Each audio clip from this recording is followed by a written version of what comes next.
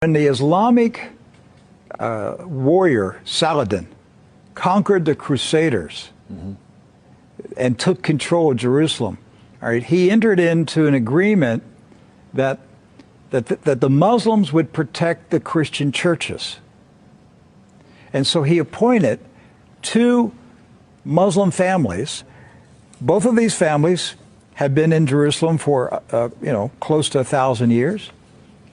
And each generation has passed down the key. The key. Right.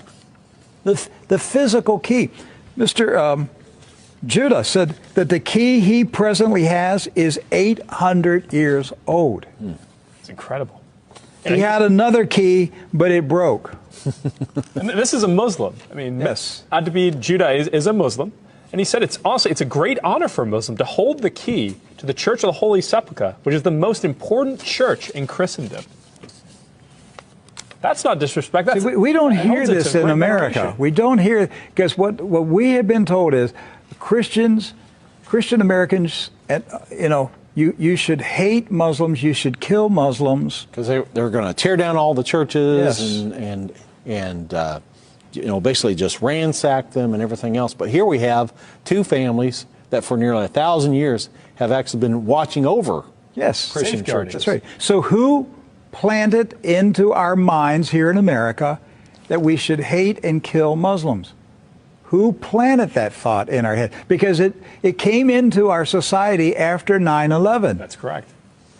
So 9/11 was a calculated, planned operation, and it changed everything in our country.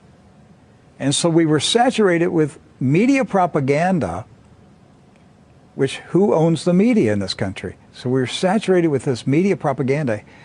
You Americans, you need to hate Muslims. You need to go to war. You need to send your sons to go kill Muslims. All right?